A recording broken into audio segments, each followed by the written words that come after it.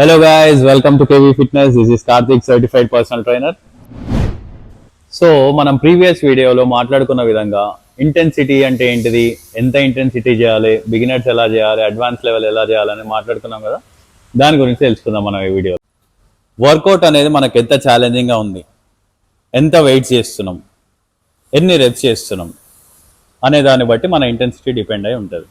As a బిగినర్గా మీరు light వెయిట్స్తో ఫామ్ అండ్ టెక్నిక్ పర్ఫెక్ట్ వస్తుందా లేదా చూసుకోండి. ఫస్ట్ ఒక 2 సెట్స్ తీసుకోండి.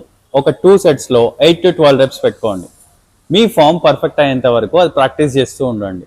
Because form and technique perfect లేకపోతే మీకు ఆ వేరియేషన్ వల్ల ఇంజురీస్ అయ్యే ఛాన్సెస్ ఎక్కువ ఉంటాయి అండ్ మీకు ఆ వర్కౌట్ వల్ల బెనిఫిట్స్ కూడా ఉండవు.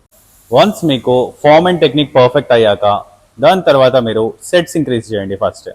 దాని తర్వాత మెల్లిగా వెయిట్స్ ఇంక్రీజ్ చేయండి. దాని తర్వాత రెప్స్ ఇంక్రీజ్ చేయండి. ఇలా మీ ఇంటెన్సిటీ అనేది గ్రాడ్యువల్గా ఇంక్రీజ్ అవుతూ వస్తుంది. మెయిన్ థింగ్ గుర్తుపెట్టుకోవాల్సింది ఏంటంటే మనం ఫోకస్ చేయాల్సింది వెయిట్స్ మీద కాదు, ఫామ్ మీద. మనకు ఫామ్ అండ్ టెక్నిక్ ఎప్పుడైతే పర్ఫెక్ట్ వస్తుందో అప్పుడే మనం వెయిట్ ఇంక్రీజ్ చేయాలి. లేకపోతే మనకి ఇంజురీ అయ్యే ఛాన్సెస్ ఎక్కువ ఉంటాయి.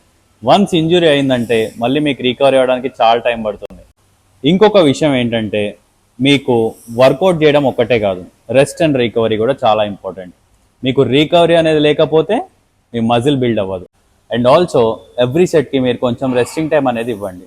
ఎందుకంటే ఎవ్రీ సెట్ మధ్యలో కూడా మనకు రికవరీ అనేది ఇంపార్టెంట్.